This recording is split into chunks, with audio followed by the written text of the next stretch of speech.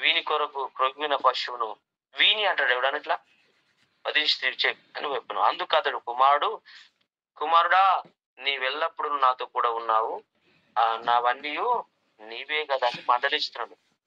కాబట్టి ఎందుకు పారిపోయినట్టుగా మనం చూస్తామంటే మెయిన్ రీజన్ వాక్యానుసారంగా ఆలోచన చేస్తే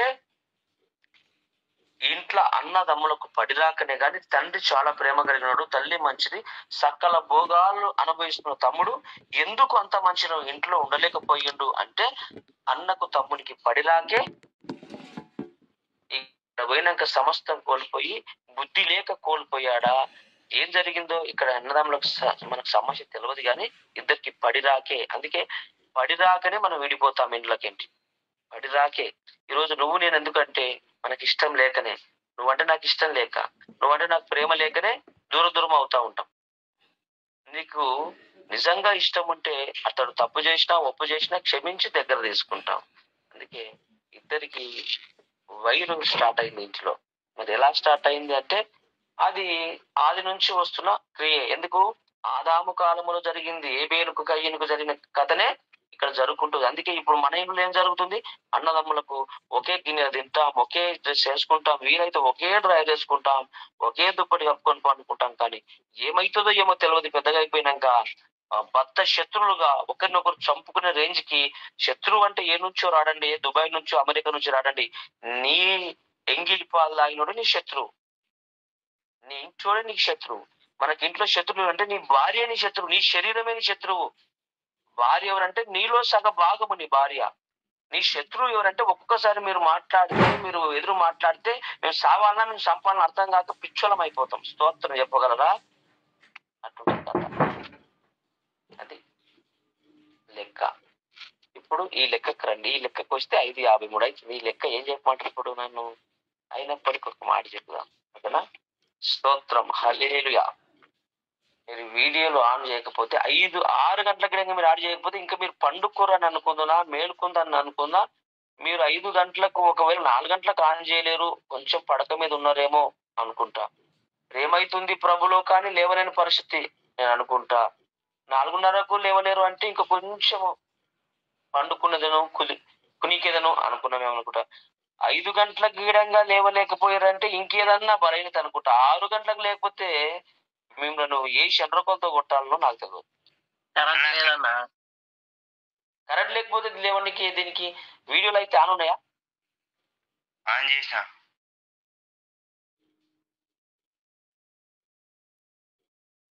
రైట్, మనోనేత్రాలు తెరవబడాల. నేను ఏమంటున్నంటే మనకు ఒక మాదిరిగా ఉండాలి. మనము చెప్పేటప్పుడు, పాట పాడేటప్పుడు, ఆరాధించేటప్పుడు, పాట పాడేటప్పుడు మన క్రియల విధంగా ఎదుటోళ్ళను చూసుకోవాలి. మన పాప విషయాలు దేవుడు చూస్తాడేమో కానీ ఈ పై క్రియలన్నా విశ్వాసులకు అరే అన్న ఖచ్చితంగా ప్రతి దాని విషయం కండిషన్ ఉంటాడు, మాట మీద ఉంటాడు.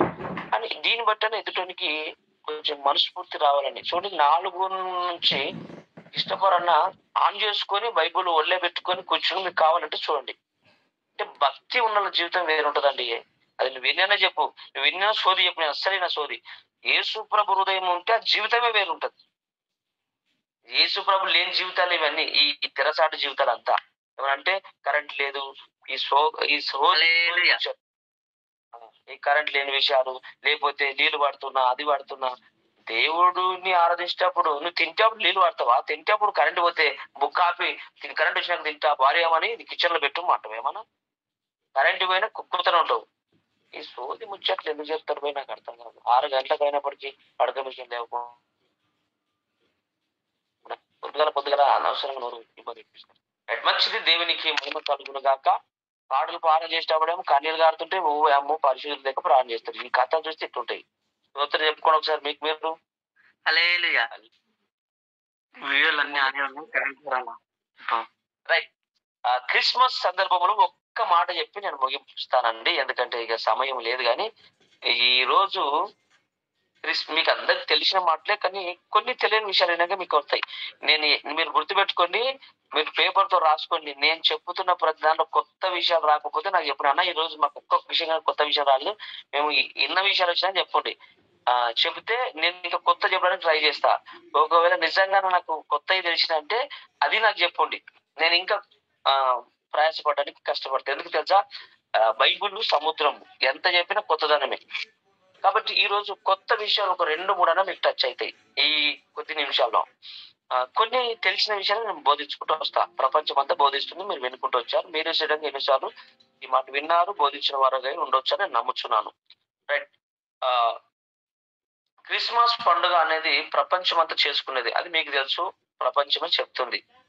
ఇది ఏ ఆంధ్రకో, తెలంగాణకో, అమెరికాకో, న్యూజిలాండ్కో, లేదా ఒక ఇంటికో, గ్రామానికో, ఒక పట్టణానికో సంబంధించింది కాదు.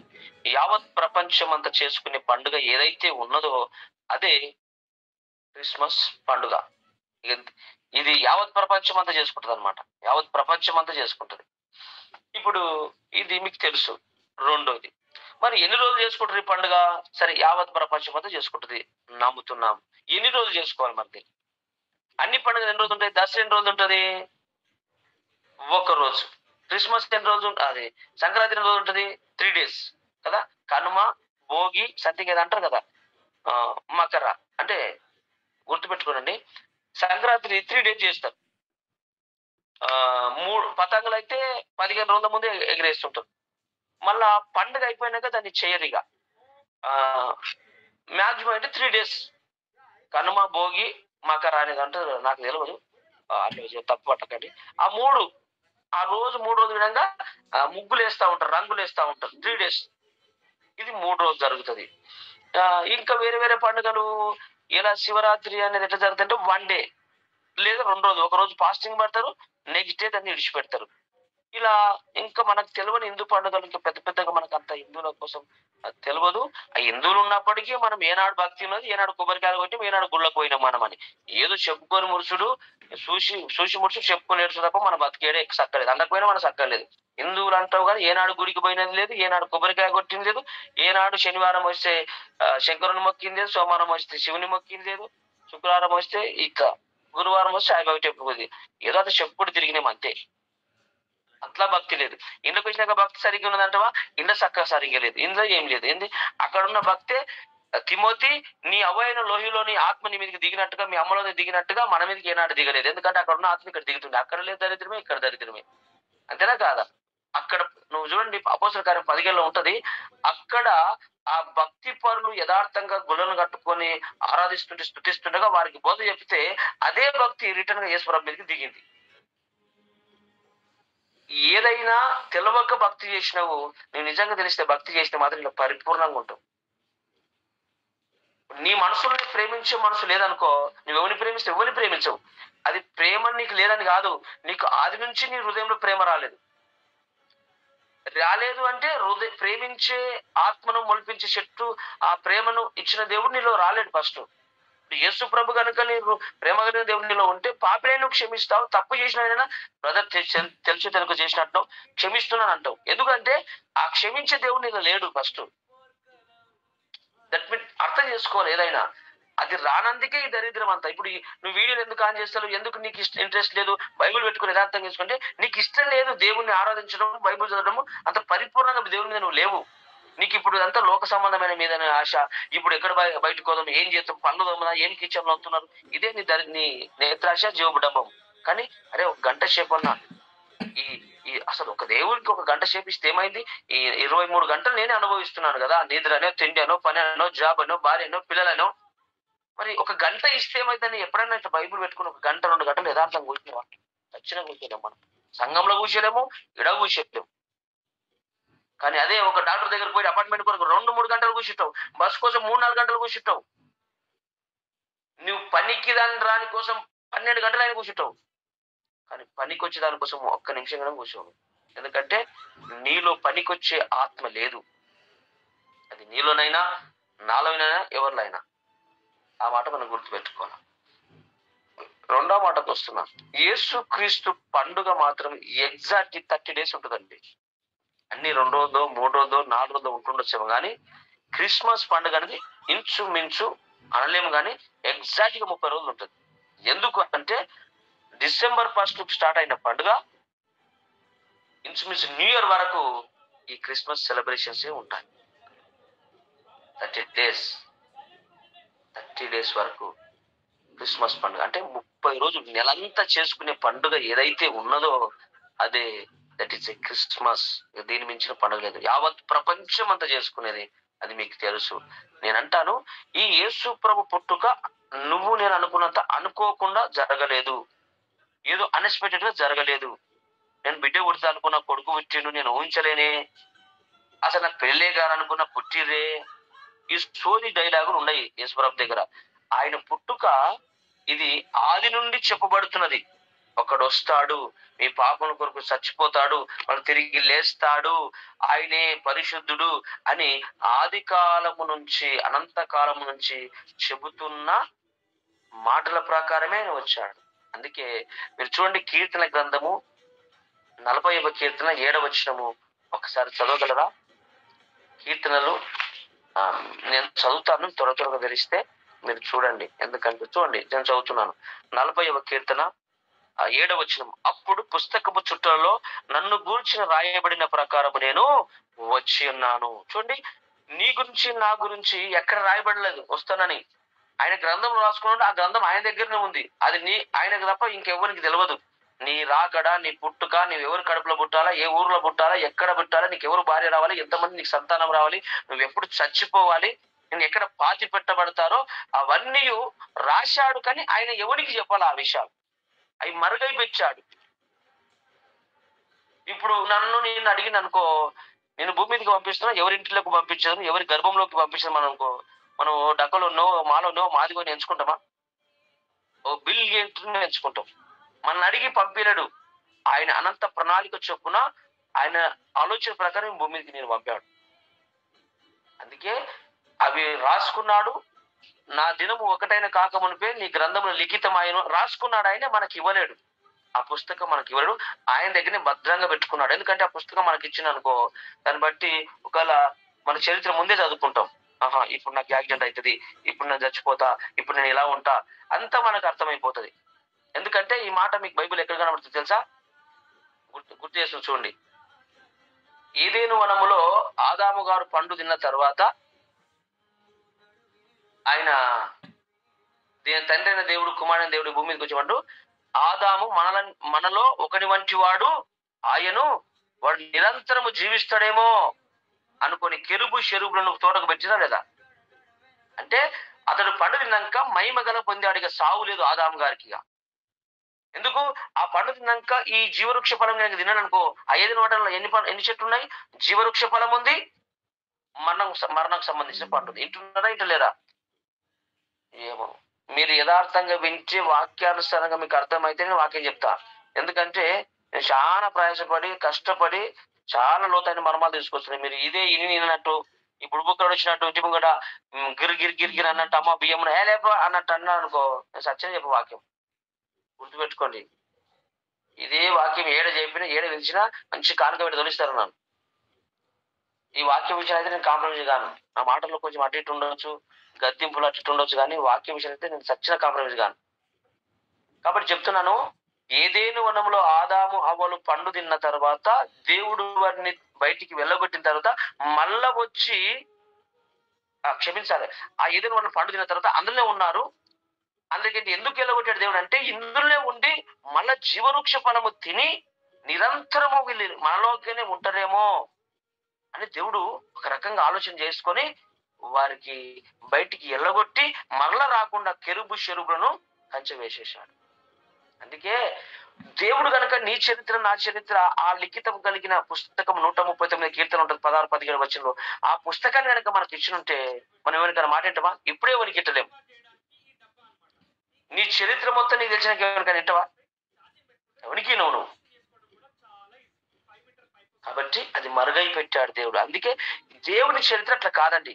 ఆయన ఎప్పుడు పుట్టాలా, ఎక్కడ చచ్చిపోవాలా, ఎవరి గడుపులో పుట్టాలా, కన్యకగా పుట్టాలా, యోసేపు గారి దంపతులు పుట్టాలా, ఈ బెత్లెహేములో పుట్టాలా, ఇజ్రాయెల్ దేశంలో ఇజ్రాయెల్కి రాజుగా ఉండాలా, ఇప్పుడు 30 ఏళ్ళకి సిలువేయబడాలా, మరలా 3 దిన తిరిగి లేవాలి అని అప్పుడు పుస్తకపు చుట్టలో నన్ను గురించి రాయబడిన ప్రకారము నేను వచ్చి తిని అని సాక్ష్యం ఇచ్చుకున్నాడు. ఇది మిరాకిల్. ఇదేదో అన్ఎక్స్పెక్టెడ్ గా ఏదో అనుకోకుండా జరిగిపోయింది. లేదు, అనంత కాలం నుండి యేసయ్య పుడతాడు, నీ కొరకు నా కొరకు చనిపోతాడు, తిరిగి లేస్తాడు, మరలా సింహాసనం మీదకి వెళ్తాడు అని చక్కగా గ్రంథము సెలవిస్తా ఉంది. ఆయన పుట్టుక ఏదో అనుకోకుండా జరగలేదండి, దాని వెనుక పెద్ద చరిత్ర దాగి ఉంది. ఇప్పుడు అందరూ అనుకున్నట్టు పుట్టిరా, ఎట్లా పుట్టిరో మనకు తెలియదు, కానీ యేసయ్య చరిత్ర ఇట్ డిఫరెంట్. మనగనంగా ఎట్లా పుట్టినామో నీకు నాకు తెలియదు, కానీ యేసయ్యకి మాత్రమే తెలుసు. అందుకే ప్రభువా నేను ఎలా పుట్టానయ్యా, ఇంత జీవితం నాకు ఎలా ఇచ్చావని, అందుకే ప్రభు దగ్గర మనం పెట్టుకోవాలి. మనకు అన్ని తెచ్చిన అనుకో మనం అంత ఉంటాం, నేను ఏం తగ్గుట్టినా అనుకున్నావురా, ఎవరు అనుకున్నా, నేను తెలుసా నా గురించి ఏమన్నా, నేను ముందు రేపు ఏమైతే తెలుసా, రేపు పొద్దున నాకు జాబ్ రాబోతుంది, లేకపోతే బిల్డింగ్ కట్టబోతున్నా, రేపు పొద్దుగా కార్ నీకేం తెలుసు అంటే, పుస్తకం ఉన్నదిరా నా దగ్గర, నేను ఎప్పుడు చచ్చిపోతే తెలుసారా, 70 ఏళ్ళకే చచ్చిపోతా, నీకెవరు చెప్పిండ్రా, ఉన్నదిరా పుస్తకం ఇక్కడ, శిల్క పంచంగం కాదు నాయన మనది. ఇప్పుడు ఏం తెలియకపోతే గర్వము అసూయతో అని కొడుతున్నావు, స్టార్స్ అనగా విర్రవీగుతున్నావు. ఇక నీ చరిత్ర నీ దగ్గర ఉంటే, ఇప్పుడు 100 రూపాయలు 200 చేయకుంటేనే నువ్వు ఎవరికి ఇట్టలేవు. ఇక నీ బయట మొత్తం నీ దగ్గర ఉంటే ఎవరికైనా ఇంటమా మనం, ఒకరికి ఇనవు. కాబట్టి దేవుడు దాన్ని మరుగుపరిచాడు, కానీ యేసయ్యకు మాత్రం బయలుపరిచాడు తండ్రి అయిన దేవుడు. రెండో మాటకు వస్తున్నా. ఇప్పుడు మరి ఎలా రాసిన్నాడు ఆ గ్రంథాల్లో అంటే, ఆది కాండము 3వ అధ్యాయం 15వ వచనం తర్వాత చదువుకోండి, ఎందుకంటే చదివితే సమయం సరిపోదేమో. కొన్ని చదివిపిస్తాను, ఒక 2 మాటలు అయితే చదివిపిస్తాను. ఆది కాండములో మొదటిగా ప్రవచనం, ఇది ఒక ప్రవచనము నెరవేర్చుంది. ఎందుకంటే ఆయన అన్నాడు, సర్పముతో అన్నాడు, సాతానుతో అన్నాడు. అక్కడ దేవుడు ఇద్దరితో మాట్లాడుతాడు. అక్కడ సర్పము అవ్వను మోసపుచ్చినందుకు మొదటిగా ఆదాముతో మాట్లాడాడు దేవుడు, అది మీకు తెలుసు. నేను అంటాను, ఆదామా నువ్వెక్కడున్నావు అన్నాడు. అంటే దేవుడు ఎక్కడైనా ఉంటాడు కదా, ఆ చెట్టు చాటున దాక్కున్న విషయం దేవునికి తెలియదా? తెలుసు. కానీ ఎక్కడ ఉండాల్సిన వాడు ఎక్కడ ఉండడో తెలియక వాస్తవానికి ఆ ప్రశ్న అడిగిండు. ఏదో బుద్ధో జ్ఞానం వచ్చి క్షమాపణ కోరుకుంటాము. ప్రభువుని అడిగాడు, ప్రభు అడిగితే అతను చెప్పలేకపోయాడు. ఆ విషయం పక్క పెడదాం. అవ్వని అడిగాడు, నేనేం చేతున్నా ఆయన, నువ్వు ఇచ్చినట్టు. ఆమె కొంచెం సోది ఎప్పుడు వచ్చింది, ఇద్దరిని జర పక్కకు పెడదాం. ఇప్పుడు మనము సర్పం దగ్గరకు వస్తే, సర్పాన్ని అడిగాడు. సర్పం అడిగితే, నువ్వు బ్రతుకు దినములు మన్ను తిని నువ్వు నేలకు పాకుతావు అన్నట్టుగా గద్దించాడు. మరి 4వది ఎవరితో మాట్లాడి తెలుసా? సర్పంలో ఉన్న సాతానుతో మాట్లాడు. అంటే సర్పము, సాతాను అంటే సర్పము కాదండి, సర్పాన్ని వాడుకున్నాడు సాతాను గాడు. ఎందుకంటే ఆ కెరూబుల మధ్య ఏదో తొడలు పోవడానికి ఏ జంతువులోకి జ్వరబడినా బాగుండదు, కాబట్టి సాతాను గాడు సర్పాన్ని వాడుకున్నాడు. ఎందుకంటే జంతువు చెట్టు ఎక్కలేదు, జంతువు కిందుండి మాట్లాడితే అవి లేదు. ఏ పండైతే తినొద్దన్నాడు దేవుడు, ఆ చెట్టు మీదకి ఎక్కిండు వాడు. జంతువులు ఎక్కలేవు, కాబట్టి వాడు సర్పం వలె సర్పాల్లో చొరబడి ఆ సర్పంలో నుంచి మాట్లాడు. అందుకే అన్నాడు, సాతానుతో అన్నాడు, నీకు స్త్రీ సంతానికి వైరం. ఇది సాతాను గానికి వైరమా, పాముకా? పాముతో పుడితో మనం కొట్లాడుతున్నామా, సాతాను గాతో కొట్లాడుతున్నా దేవుడు? అంటే స్త్రీ సంతానం ఎవరు పుడతారు? దేవుడు పుడతాడు. ఎవరితో యుద్ధము? పాముతోనా సాతానుతోనా? సాతానుతో యుద్ధం. కాబట్టి నీకును స్త్రీ సంతానానికి వైరం జరుగుతుంది, అంటే యుద్ధం జరుగుతుంది. స్త్రీ సంతానం అన్నాడు ఎందుకని, పురుష సంతానం ఎందుకు అన్నాడు? మనం పురుషులకు పుట్టినమా, స్త్రీలకు పుట్టినమా? మనం పురుషుడు స్త్రీ ఏకమైతేనే పుట్టాం. వాస్తవానికి మనం ఎవరి బీజం అంటే పురుషుని బీజం. కానీ ఇక్కడేమన్నాడు, మనం ఎవరైనా పిలిచినాం అనుకో, ఎవరు కుమారుడు అంటే మన వంశవళి, మన గోత్రము, మన డీటెయిల్స్ ఉంటాయి. కానీ యేసయ్య ఇక్కడ మరియమ్మ వంశం ఒకటే, గోత్రం ఒకటే, యోసేపుది ఒకటి, సేమ్ ఉంటాయి. వాళ్ళ ఇద్దరు ఒకే గోత్రం, ఒకటే వంశం నుంచి వచ్చారు. కానీ స్త్రీ సంతానము నుండి వచ్చాడు ఆయన. అందుకే స్త్రీ సంతానానికి, నీ సంతానానికి వైరం అన్నాడు. ఇది ఒక ప్రవచనము. అంటే స్త్రీకే పుట్టాలా, ఏ పాపం లేకుండా పుట్టాలి. అందుకే మరియమ్మ అంటది, నేను పురుషుణ్ణి ఎరగని దానను. అంటే స్త్రీకే పుట్టాడు ఆయన. ఇంతవరకు ఏ పురుషుని నేను ఎరగలేను. అందుకే భార్య భర్తలు ఇద్దరు ఏకమైతేనే పురుషుడు స్త్రీ సంతానముగా, పురుష సంతానముగా పిల్లలు పుడతారు. కానీ యేసు ప్రభు పుట్టకదంటే స్త్రీ సంతానం ఒకటే, పురుష సంతానము లేదు ఆయనకు. మీరు బైబిల్లో గిడంగా చూసుకోండి. మరి ఇక్కడ కింది వచనం మీదుగా రాయబడి ఉంటే చూసుకున్న తర్వాత, ఆదాము ఎవరి కడుపులో పుట్టలేడు కాబట్టి ఆదాము కానీ ఏమని ఉంటది, ఆ యొక్క యేసుక్రీస్తు వంశవల్లో ఏముంటది, దేవుని కుమారుడు అని ఉంటది. మరి ఆదాము ఎవరు కనబడితే ఆ తండ్రి పేరు తల్లి పేరు ఉండాలి కానీ ముంగట ఉండదు. ఎందుకు ఉండదంటే ఆదాము గారు ఎవరికి పుట్టలా. చూస్తారా మాట? తెలుసా మీకు? చూడ మాట. మరి ఇంతటితో వాక్యం ఆపుందా? మరి చాలా డిఫరెన్స్ ఉన్నాయి. మరి చెప్పన్నా, ఎలా సండే వర్షం పడుతుంది, ఏం టెన్షన్ లేదు, మంచిగా చెప్పు. అదే అంటున్నా. ఎందుకంటే నేను అనుకున్న సిద్ధాంతం 6కే ముగించాలి, ఎవరిని డిస్టర్బెన్స్ చేయొద్దు అనుకున్నాను. అందుకే అడుగుతున్నాను. నాకు 5:20కి ఇస్తారు అనుకున్నాను. సరే, మీరేం కాల్ టైం వేస్ట్ ఏం చేయలేదు, ప్రార్థించారు, పాటలు పాడి ప్రార్థన చేసారు అన్న, మీ తప్పుడేం లేదు. కానీ కొంచెం అట్లా అనుకున్నాను. సరే, మంచిది ఏదైనా మనకి. చూడండి, ఒక మాట చూడండి. రండి, నూతన నిబంధనకు రండి ఒకసారి. ఆ మాట ఈ రిఫరెన్స్ చెప్పొద్దని మస్తు అనుకుంటాను, నోట్స్ మీద చెప్దాం అనుకుంటాను, కానీ ఆత్మేమో చదివి అంటది. ఇట్లా చదివిస్తే కొంచెం లేట్ అవుతుంది అంతే, అంతకుమించి ఏం లేదు. కానీ రైట్, 3వ అధ్యాయము లూకా సువార్త. ఆదాముకు తల్లిదండ్రులు ఎవరు లేరండి, ఏ గర్భంలో పుట్టలేడైనా. సాక్షాత్తు దేవుడే మట్టితో తయారు చేశాడు, జీవాత్మను ఊదాడు. అందుకే మరి ఆదాము ఇప్పుడు ఇక్కడ యేసుక్రీస్తు వంశవళి, అబ్రాహం వంశవళిలో చదివేటప్పుడు ఆదాము ఖచ్చితంగా రావాలి కదా. మరి ఏమని రాయాలి ఆదాముకు సంతానం అంటే? అక్కడ రాశాడు చూడండి దేవుడు 38 వచనం. ఆది కాండము, సరే క్షమించాలి, లూకా సువార్త 3వ అధ్యాయము 38. కేయినాను, ఎనోషు, షేతును, షేతు ఆదామును, ఆదాము దేవుని కుమారుడు. ఇది కిందికెంటి మీదికి ఉంటది అనమాట. ఇప్పుడు 30 నుంచి ఆదాము మొదటిగా సృష్టిలో ఆరంభించబడ్డాడు కదా, అక్కడి నుంచి ఇప్పుడు ఆదాము నుంచి తర్వాత షేతు ఇట్లా ఎనోషు ఇట్లా కిందికెళ్ళి మీదికి ఉంటది. మీదికి వచ్చేసరికి ఎవరి పేరు వస్తుంది అంటే ఇక్కడ ఇప్పుడు దాదాపు యేసు ప్రభు వరకు వస్తుంది. ఇది ఈ లూకా సువార్తలో ఎంత చరిత్ర అంటే కిందికెళ్ళి మీదికి ఉంటది. అసలు వాస్తవానికి ఆదాం ఎక్కడ రావాలా? మీదికి రావాలా లెక్కకి వస్తే. కానీ ఇక్కడ ఆదాం ఎక్కడున్నాడు? కింద ఉన్నాడు. కిందికెంటి ఇది పైకి పోతుంది అనమాట. మీద యేసుప్రభు స్టార్ట్ నుంచి ఎక్కడ ఆది కాండానికి పోతుంది. యేసుప్రభు నుంచి ఆది కాండానికి పోతుంది. మరి మత్తయి సువార్త ఎటుంటో తెలుసా? మత్తయి సువార్తలో ఏమో ఆది కాండం నుంచి యేసుప్రభు వరకు ఉంటది. ఇట్లా ఉంటది, ఇక్కడ నుంచి ఇక్కడ నుంచి ఇట్లా ఉంటది అనమాట.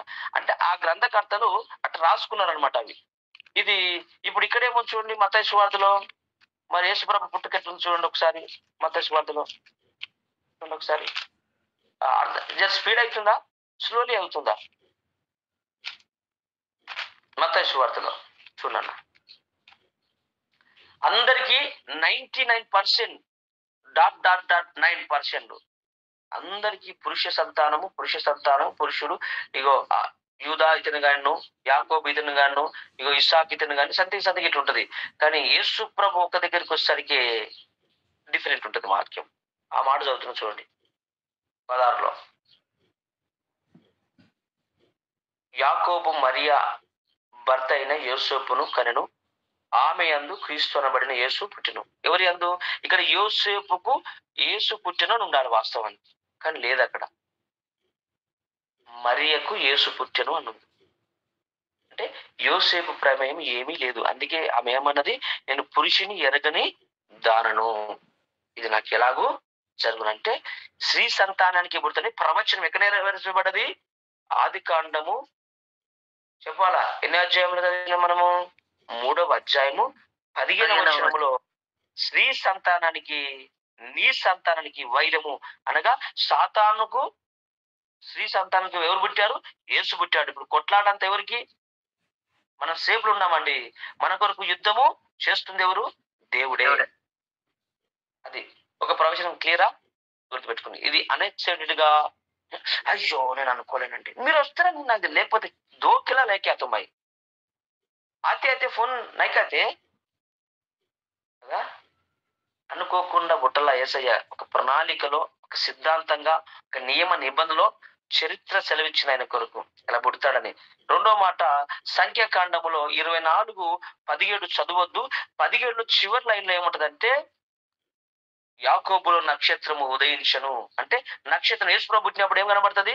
ఒక నక్షత్రం కనబడుతుంటది.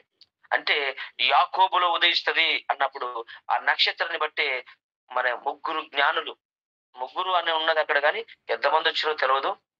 ఆ జ్ఞానులు ఆ నక్షత్రాన్ని చూసి జన్ అవస్థ అనే ఒక గ్రంథంలో వారి గ్రంథంలో రాయబడిందంటే ఒక పరిశుద్ధుడు పుట్టినప్పుడు ఇస్రాయేలుకు ఒక రాజు పుడతాడు, ఆ రాజు పుట్టినప్పుడు ఆకాశంలో ఒక నక్షత్రం కనబడుతుంది అన్నట్టు ఆ జ్ఞానవంతులు ఆ తెలివిపరులు ఆ ఆ గ్రంథంలో చూసి అయ్యో మన గ్రంథంలో జన్ అవస్థ అనే పుస్తకం ఉంటుంది వాళ్ళ దగ్గర. మన బైబుల్ హోలీ బైబుల్ ఎట్లుందో వాళ్ళకు గ్రంథం ఉంటది.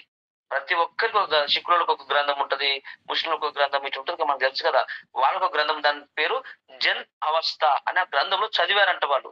ఒక పరిశుద్ధుడు రారాజు పుట్టినప్పుడు, జ్ఞానవంతుడు పుట్టినప్పుడు ఆకాశంలో ఒక నక్షత్రము మొలుస్తుంది. అది ఒక డిఫరెంట్ వేలో ఉంటది. ఆకాశంలో చాలా నక్షత్రాలు ఉంటాయి, చాలా చుక్కలు ఉంటాయి, కానీ ఇది ఒక డిఫరెంట్ యాంగిల్ ఉంటది. కాబట్టి దాన్ని గ్రహిస్తారంటే అది జ్ఞానులకే తెలుస్తుంది అనమాట. చందమామ సలగురి కథ మనకి ఎవరికి రాదు, ముసలిళ్ళకి తప్ప. అగో యాప చెట్టు ముసలాం మోపుతుంది, అది నూకది చేయది. ఈయన నూకేటట్టు దిక్కులేడంటే మొగుల మీద ఎవరు నూకిండు ఆమె చెప్తా ఉంటది. మనం ఇంపుట అప్పుడు నిద్రపోతాం, తెల్లారా కథనే గుర్తుండదు.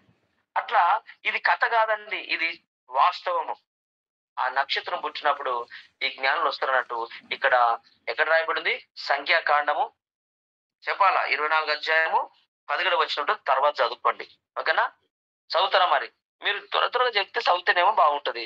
ఇది ఆయన పుట్టుక అంత ఆశమాష కాబట్టి ఇది పుస్తకపు చుట్టూ రాయబడిన ప్రకారం ఎక్కడ రాశారో చూపిస్తున్నా, అది గుర్తుపెట్టుకోండి. ఇవి ప్రవచనాలు, తెలిసిరా? సంఖ్యాకాండం 24:17 24:17 ఆయన చూచుచున్నాను గాని ప్రస్తుతమున ఉన్నట్టు కాదు, ఆయనను చూచుచున్నాను గాని సమీపమున ఉన్నట్టు కాదు. నక్షత్రము యాకోబులో ఉదయించును,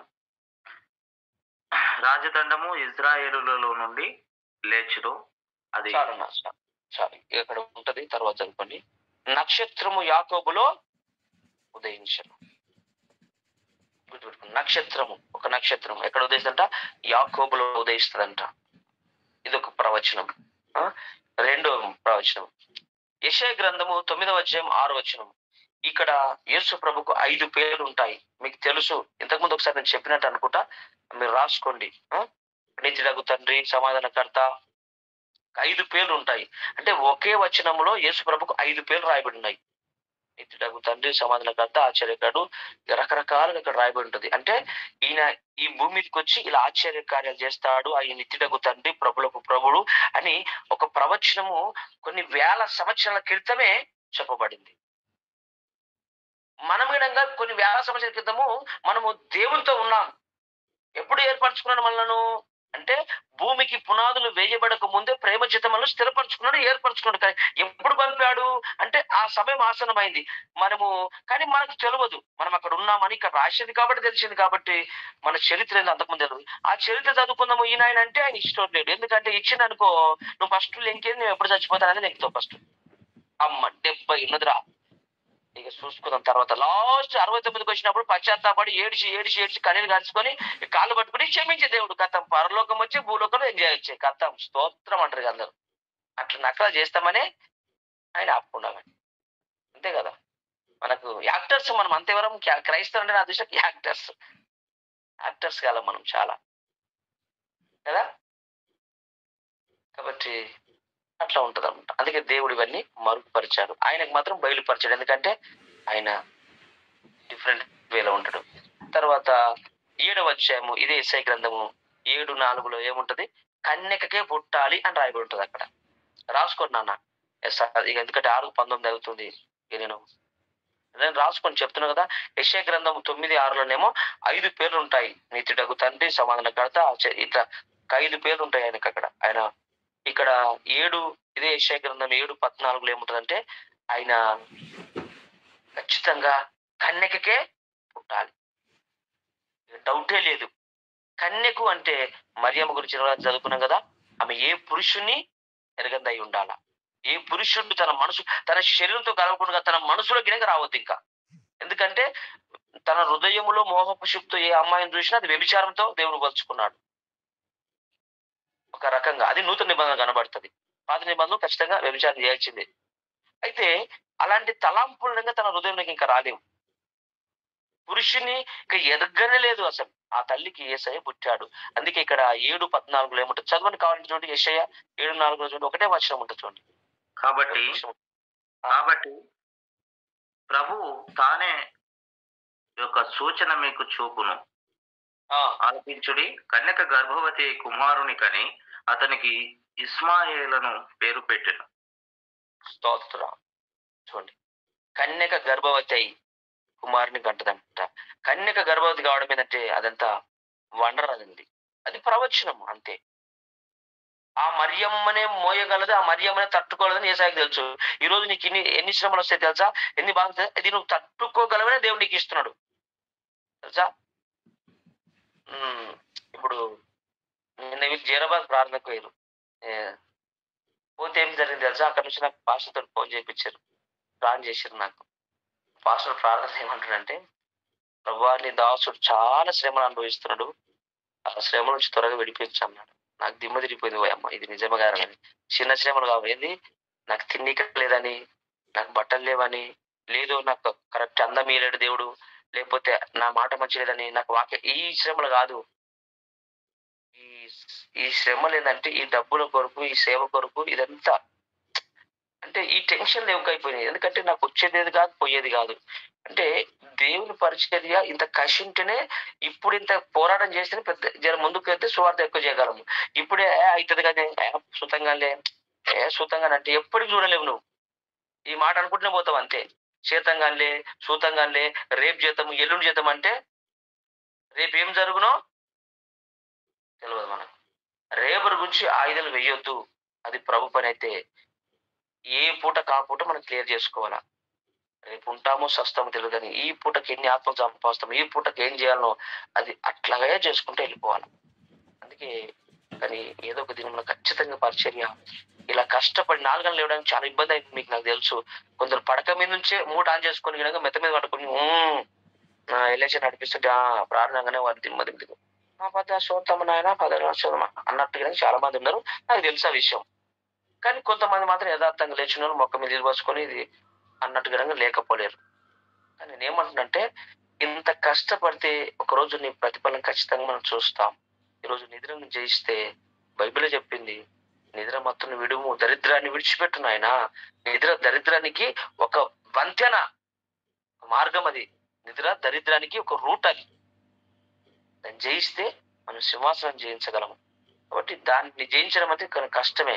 కానీ ఈ 4 గంటలకు లేవడం వల్ల కొంచెం ఉన్న దరిద్రం అంతా యేసునామంలో వెళ్ళిపోతుంది. కొంచెం కష్టపడాలి, ఇప్పుడు కాకుండా రాబోయే దినం ఖచ్చితంగా మనము ముందుకెళ్తామని నమ్ముచున్నాను. ఇక 3, 4 మీకా 5:2 మీకు తెలుసు. ఎఫ్రాతా బెత్లెహేము గురించి రాయబడి ఉంటది. అక్కడనే పుట్టాలా, ఫిక్స్ అది. ఎక్కడ పుట్టాలా యేసయ్య? ఈ ప్రపంచ దేశాల్లో ఏ ప్రాంతంలో పుట్టాలా?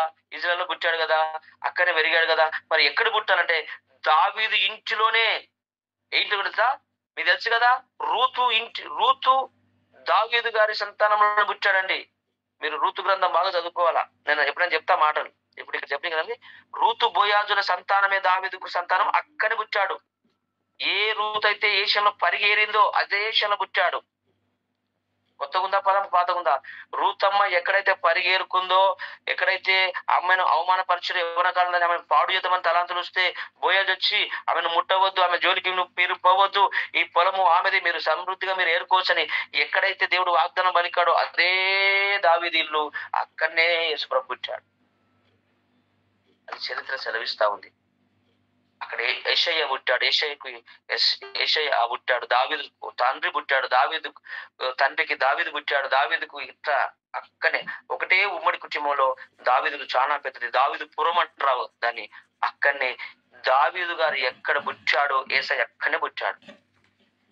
అది పాక, ఇప్పుడు పాక, కానీ ఆ పాకలోనే యేసయ్య అక్కడనే పుట్టాడు. అది పాక అని ఎందుకు అంటారు చెప్తా. పశువుల పాక అని ఉంటుందా, తొట్టి అని ఉంటుందా? ఏముంటుందో తొట్టిలో పరుండ పెట్టారు. తొట్టి అంటే ఎడ్లు కట్టేసేదాన్ని పాక అనరండి. తొట్టి అంటే మీనింగ్ ఏంటంటే, ఇప్పుడు ఎడ్లకు దాని నీళ్లు పెడతాం చూసిన పొరుదినాలు ఒక రాయితో చెక్కి అందులో నీళ్లు తాగితే ఎడ్లు పోయి దాన్ని తింటాయి. కట్టేసేది ఒక దగ్గర, ఈ ధాన్య, ఈ గిన్నెలు, పారలు, కొడవళ్ళు, నాగన్లు, కర్రలు దాపెట్టేది ఒక స్థలం ఉంటది, ఒక రూమ్ ఉంటది. అది ఈ తొట్టి అక్కడ ఉంటది అనమాట.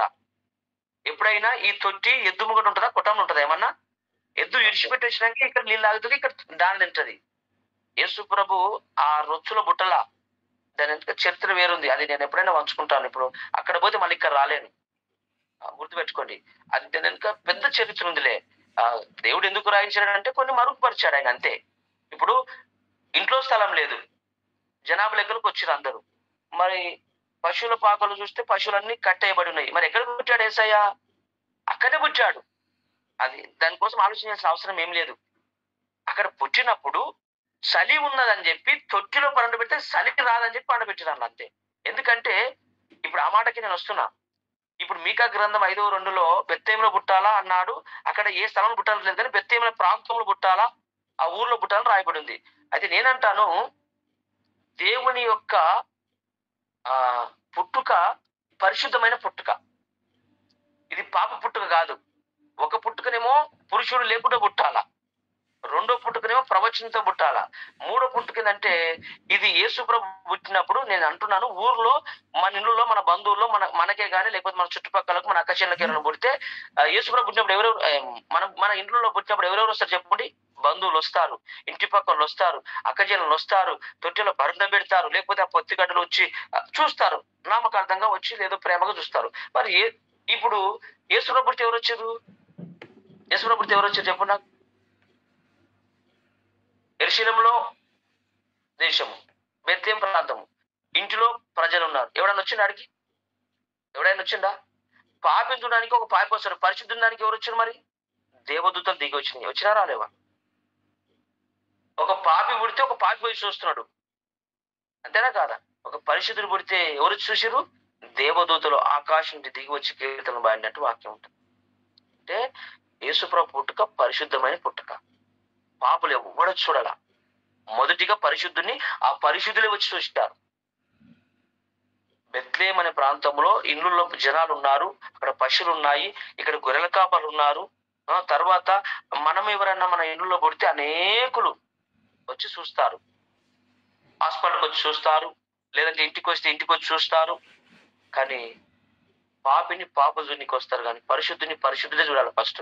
అందుకే ఎవరు చూశారు ఫస్ట్ అంటే సాక్షాత్తు లోకాలు ఉంటది, పరము నుండి ఎవరు దిగి వచ్చారంట? దేవదూతలు. అందుకే ఏమన్నారు వచ్చి, చదివిన మాట ఏమన్నారు వచ్చి తెలుసా లేదా? రిఫరెన్స్ లూకా సువార్త 2వ అధ్యాయం ఏమన్నారు? ఏమన్నారో ఏమన్నా ఆయన చెప్పు నాయన అంటే బయట ఏమన్నారు తల్లి?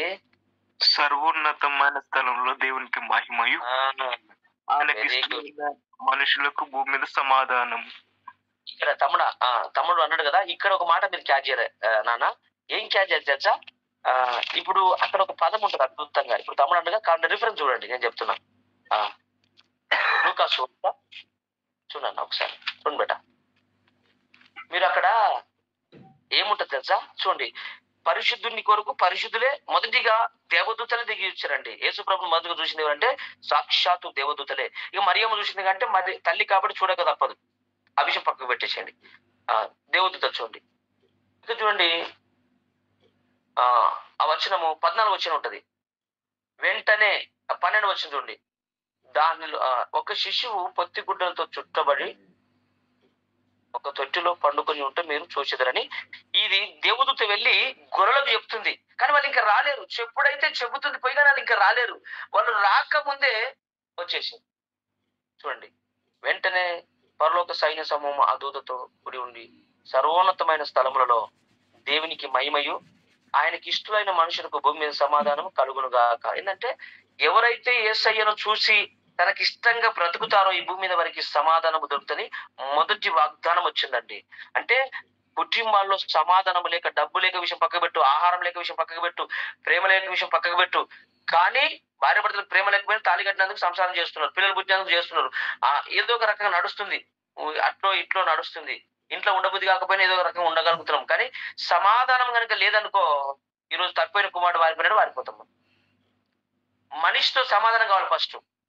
అందుకే మొట్టమొదటిగా దేవదూత చెప్పిన మాట ఏంటంటే ఆయనకి ఇష్టలైన వారికేనంట. ఇప్పుడు నీకు నాకు సమాధానం, ఇప్పుడు రిలేషన్ నాకు సమాధానం ఉన్నదనుకో, శేఖర్ నాకు సమాధానం అనుకో, ముందు మాకు ఏమి ఉండాలి? ప్రేమలు ఉండాలి. ఫస్ట్ ఇష్టం ఉండాలి. నాకు ఇష్టం లేదనుకో శేఖరు, లేకపోతే రిలేషన్ ఇష్టం లేదనుకో, లేకపోతే ఆ తమ్ముడు ఇష్టం లేదనుకో, ఆ అక్క ఇష్టం లేదనుకో, ఆమె ఎంత చెప్పినా నాకు ఇష్టం ఉండదు, నాకు సమాధానమే ఉండదు. ఊకాక ఏం చెప్తున్నావు అంటాం. అంటే నీకు నాకు మొదటిగా ఇష్టం ఉండాలి. ఆయనకి ఇష్టలైన ప్రజలకి భూమి మీద సమాధానము అన్నాడు. అంటే యేసయ్యకి నీకు ఇష్టం ఉంటే ఈ భూమి మీద నీకు సమాధానం దొరుకుతుంది. మొదటిగా సమాధానము లేకంటే సమాధానకర్త అయిన దేవుడు అని అక్కడ మన యెషయా గ్రంథంలో చూసాం. సమాధానకర్త అయిన ఒక పేరు ఆయనకు, నిత్యుడగు తండ్రి అని. అందుకే సమాధానము దొరకాలి అంటే సమాధానకర్త అయిన దేవుని దగ్గరికి రావాలి. మొట్టమొదటిగా పరిశుద్ధ దగ్గరికి దేవదూతలే దిగి వచ్చి చూసి ఆలకించి ఆ సువార్తను ఇతరులకు, అక్కడ ఉన్న గొల్లలకు చెబుతున్నారు. అక్కడ ఇంకో అద్భుతం చెప్తా, ఒక అద్భుతం చెప్పి ప్లాన్ చేస్తాను. చూడండి, మీరు జాగ్రత్తగా గుర్తుపెట్టుకోండి. ఇప్పుడు మనం ఏమంటామంటే చర్చికి రా బ్రదర్ అంటే, లేదన్నా పని ఉందన్నా, నేను రాలేనన్నా, చాలా పని ఉంది, ఇంట్లో పని ఉంది, డ్యూటీకి పోవాలా, సెకండ్ షిఫ్ట్ వేసారు, లేకపోతే ఆ పొలం పట్టాలా, ఈ ఊరే వేయాలి, నీళ్ళు ఈ కథలు చెప్తారు చూడు. నేను అంటాను, దేవుడు తెల్లి ఈ గొర్రెలకు పని లేకుండా కూర్చున్నారా? గొర్రెలు మేపుతున్నారు వాళ్ళు. ఇలా పని ఉందా లేదా అంటే, గొర్రెలను విడిచిపెట్టి చెప్పగానే యేసుప్రభు దగ్గరికి గొర్రెలు ఎత్తుకొని వచ్చారండి వాళ్ళు. గొర్రెల కాపాడు పని పడలేని వాళ్ళు గారు. ఎప్పుడైతే వర్తమానం వాళ్ళ దగ్గరికి వెళ్ళిందో సమస్తాన్ని గొర్రెలు విడిచిపెట్టి శ్రేష్టమైన గొర్రెలు తీసుకొచ్చి యేసుప్రభుకి ఇచ్చినట్టు మనం వాక్యం చూస్తాం. అంటే పని లేక లేరు గొర్రెలు. అడవి ప్రాంతంలో గొర్రెలు కాస్తున్నారు. నమ్మకంగా గొర్రెలు, తోడేళ్లు, పులులు వచ్చి ఎత్తుకోపోకుండా మంట కాసుకొని అటువైపే చూస్తున్నారు. పండుకోలేరు వాళ్ళు, ఒక పని మీద ఉన్నారు వాళ్ళు.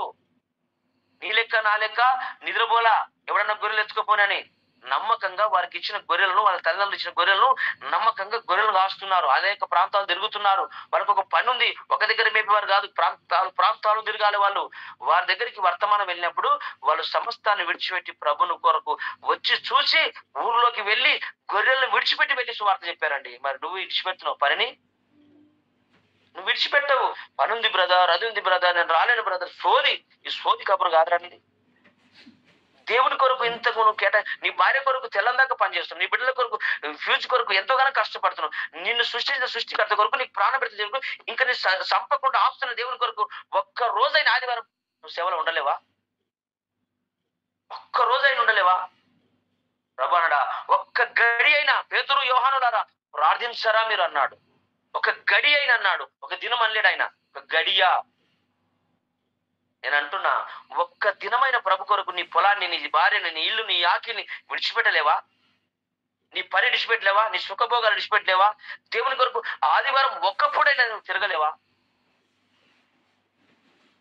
నువ్వెన్ని వాక్యాలు విన్నా, నువ్వెంత ప్రాణం చేసినా కడప దాటది ప్రార్థన. గుర్తుపెట్టుకో.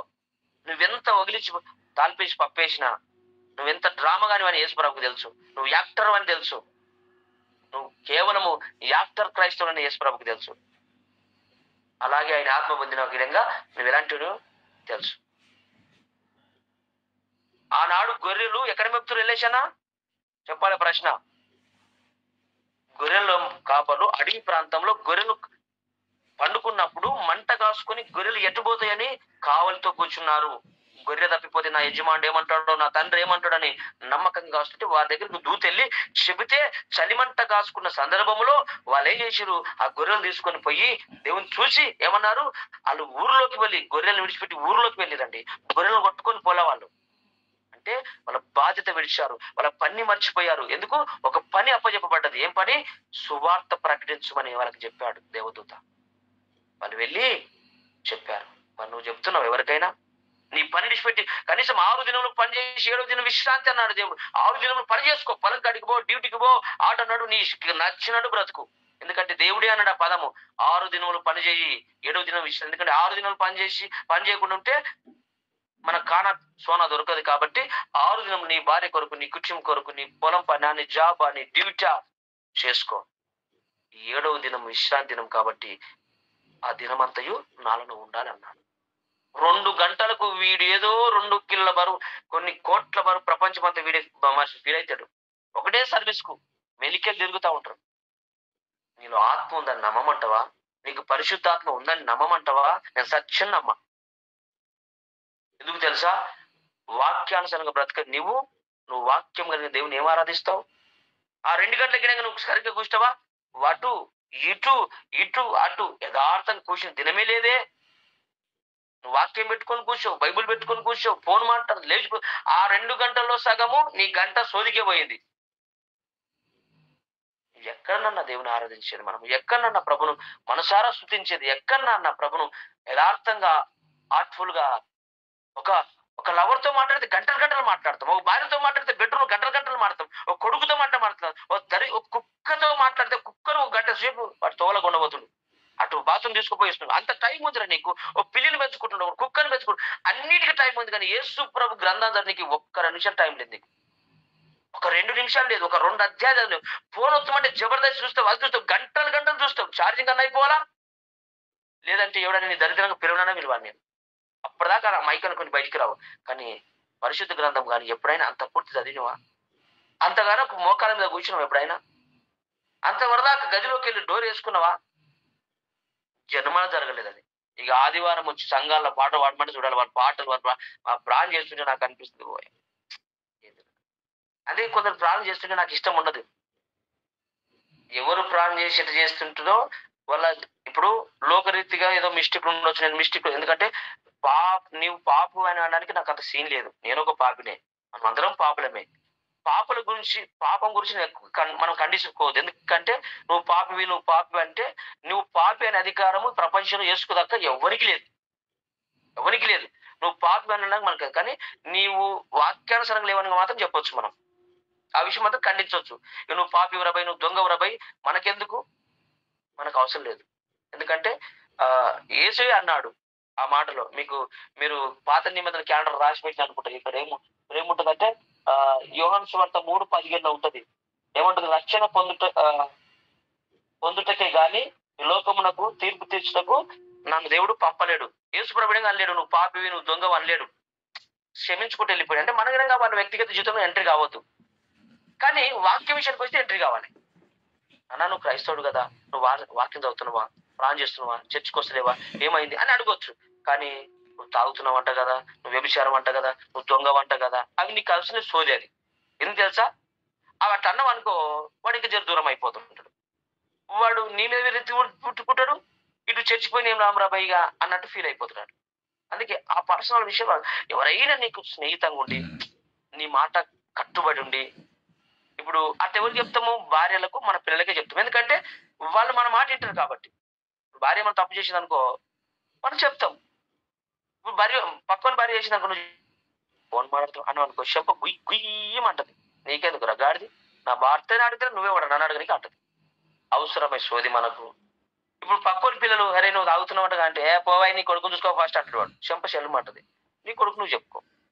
ఎవరికైతే మనకు ప్రేమ కలిగి ఉంటారో స్నేహితుల్లో, మనకు మంచి స్నేహితులు అనుకో, ఇష్టం తెలిసి చెప్పుకో, ప్రేమగా చెప్పు, వింటాడు. కానీ ఎవరికంటే వానికి చెప్పి తమ్ముడు అట్లా చేస్తున్నావు, ఇది చేస్తున్నావు అంటే, అది చేస్తున్నావు అంటే అన్నావు అనుకో, వాడు మారడు కానీ నీకు దూరం అవుతున్నాడు.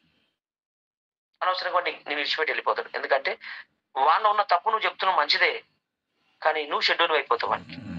అందుకే చెప్తే కదా ఒక మాట, ఉన్నట్టు మాట్లాడితే ఉండరా ఎవడు ఉండనియాడు, ఉన్నట్టు మాట్లాడితే వాడికి దూరం అయిపోతాడు.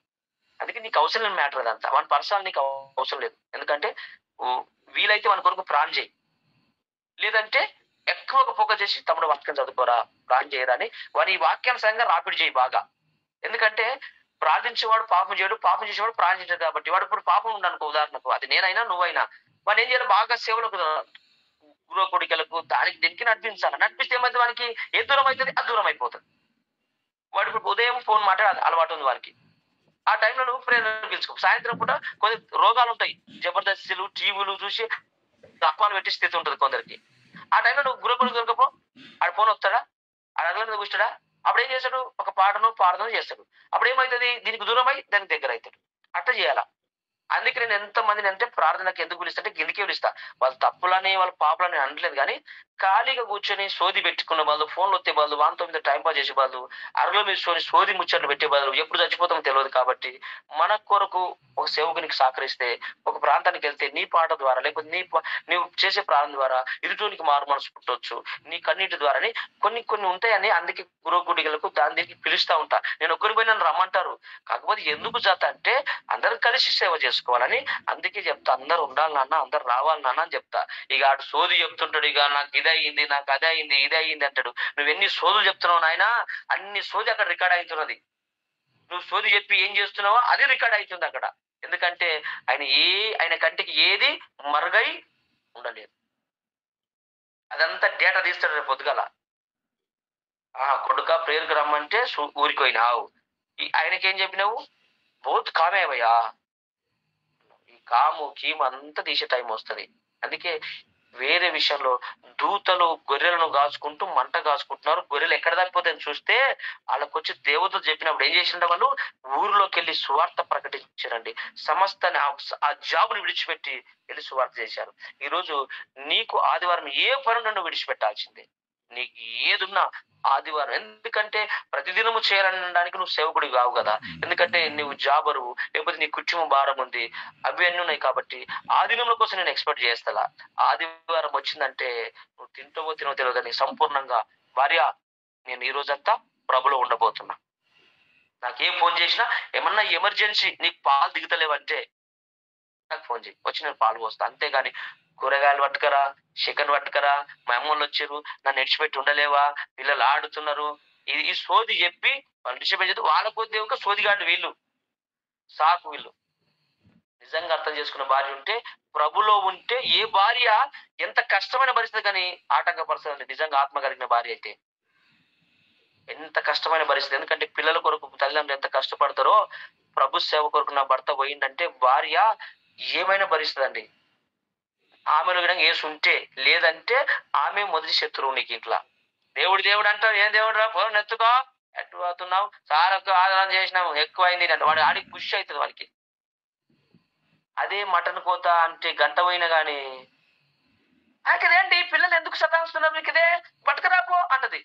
అప్పుడు ఎత్తుకోది, అప్పుడు అయ్యేది వీనికి. ఏం మటన్ తింటామండి, ఫోన్ ఏడుస్తున్న పని ఏడాది ఉంది, మటన్ తిండిదే అనేది అన్నది. అల్లిపోకి వేసుకురండి, నేను ఎత్తుకుంటలే, ఈ పని చేస్తే నేను వచ్చేసరికి అని అంటాడు. వచ్చేసరికి ఇదంతా పని చెయ్యాలంటే నువ్వు వచ్చేసరికి ఈ పనే కాదు ఇంకా 10 పనులు చేసి పెడతాది. పిల్లలు ఎత్తుకుంటుంది, ఇల్లు నొక్కుతుంది, అన్ని చేస్తుంది, కూరగాయలు మిరపకాయలు కోసి రెడీ పెడుతుంది తాల్పులకు, మటన్ కొరకు అన్ని పరిశ్రమ చేసి పెడుతుంది. వాడు 2 గంటలకు వచ్చినా పెద్ద ఫీల్ కాదు.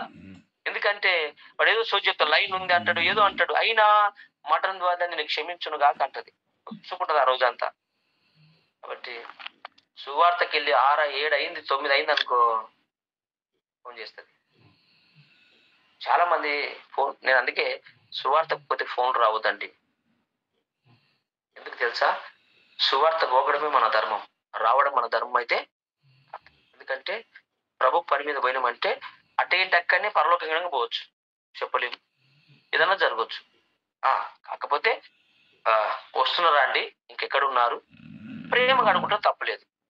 9 అవుతుంది ఇంకా రాలేవేంది, వెళ్ళేం పెడతా చూడు, నేను అందుకే వద్దంటున్నా, ఆశ్చర్యపడి మళ్ళా పొద్దుగా నువ్వు లేవాలే, ఇది ఏగలేక ఈ సోది ఆపాలి.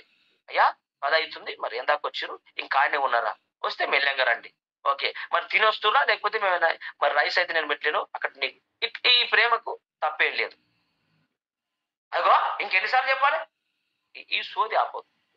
అట్ట సోది నేను చాలా చూసిన. అర్థమైందా? మీకు అర్థమైనా అర్థం కాకపోతే సత్యం ఇదే. స్తోత్రం చెప్పండి ఒకసారి, హల్లెలూయా. హల్లెలూయా. ఎవరైనా ఇలా కొత్త విషయాలు తెలుసుకుంటే దేవునికి స్తోత్రం. ఇక మిమ్మల్ని అడిగేంత టైం లేదు కానీ కన్ను మూసుకొని ప్రార్థన చేసుకోండి. అయితే ఇప్పుడు నేను చెప్పిన వాక్యం నిమిత్తము ఇప్పుడు మీకు ప్రార్థన చేయడానికి అవకాశం లేదు, కానీ రేపటి నుంచి ఇప్పుడు నేను చెప్పిన కదా ఈ అంశాలను ఎవరైనా ఎత్తి ముగ్గురు ప్రార్థించాలా.